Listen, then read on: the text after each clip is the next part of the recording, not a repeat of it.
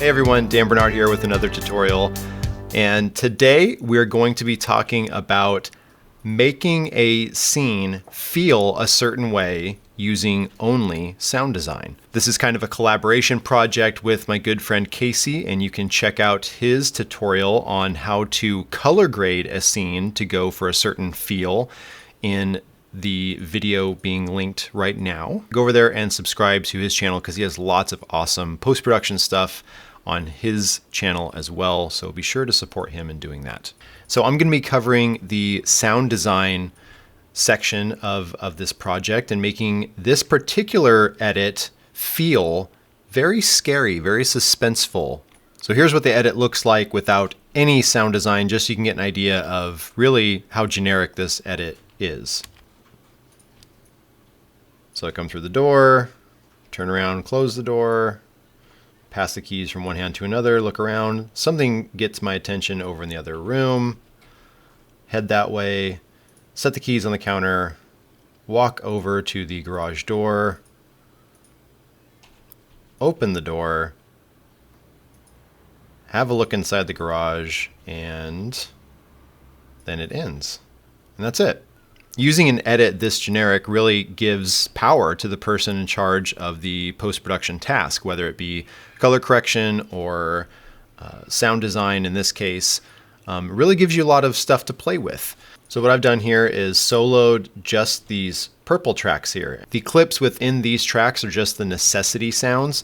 So stuff like room tone, the door opening and closing, the steps, clothing rustles, all that stuff, just to make it make sense. And to give you an idea of what that sounds like, we're going to take a look.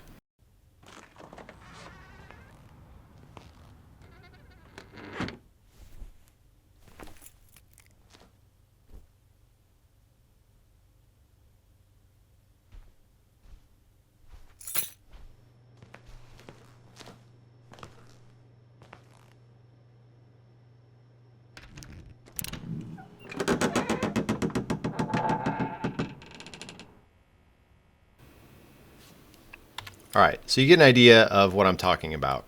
Just the bare necessity sounds here, the door opening, me passing my keys from one hand to the other right here, me setting the keys down, the footsteps on the different environments here, because I have carpet in this scene, and then over here it's more of a laminate floor like you'd expect in a kitchen, the hand gripping the doorknob, the door opening, the creaky sound, and then also just the ambience and the space sounds. So I have a couple different ambient sounds laid in here. Bedroom sound, that's extended over here into the kitchen. Then I have a specific kitchen sound. And then this one here is just a space that has a fluorescent light in it. And I thought that made sense for the garage. All these sounds are in place to give a necessary understanding of what's going on just in the scene. Now, what I want to talk about next is what do we need to add to make this very generic edit feel scary, feel intense, feel looming or uncomfortable, right? So I'm going to unsolo these tracks here. And again, I've broken up the sounds that I've added to make this edit feel more scary. So the things that are in blue here are sounds that I've used, that I have access to in a certain way to make them seem scary. So I've kind of changed the initial purpose of them to make them into something new that fits the feel that I'm going for. If you listen right here on track 6, you'll see I have a couple impact sounds here from Wave Brigade, and I've reversed this first one and then blended it into this second one to make a very interesting riser.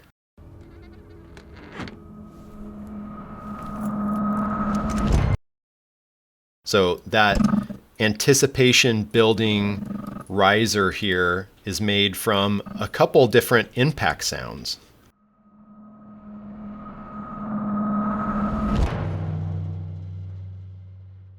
It's pretty cool. And also I've grabbed some music and some stingers from YouTube and combined them with a couple sounds that I recorded specifically for this project. So on tracks 8 and 9, I recorded myself making some zombie type growls and sounds because my intention was to have me look over here at the door, notice the door knob making noise, and then realizing, oh, something's in the garage, but then you hear all these scary sounds down the road. And when it all comes together, it really gives a neat effect. So have a listen to the completed project here.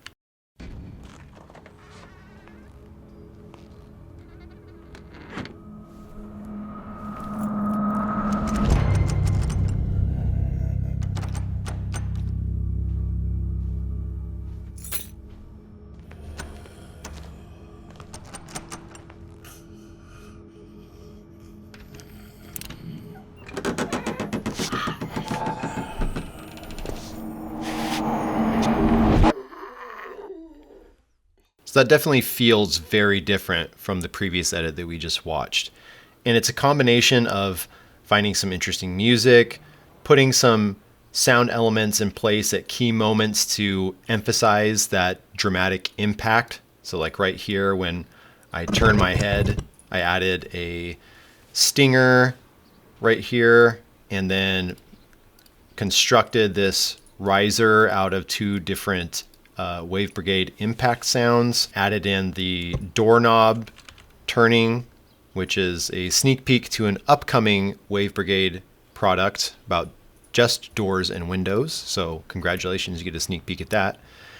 And then just creating some necessary elements like this zombie type sound that I just recorded myself and did a little bit of just mixing really to make it all kind of flow. So again, I hope this gives you guys some cool insight on just being mindful about the sounds that you use and when you use them, and how you can really make a project that maybe wasn't intended to feel a certain way, feel a completely different way just by creatively using sound effects at key moments. And like I said at the beginning, this was a collaboration with my friend Casey, and you can check out his tutorial on how he used color grading to make this particular scene feel a lot more scary than it was intentionally shot. I hope this gives you guys some insight on how to change the feel of your edit using post-production techniques.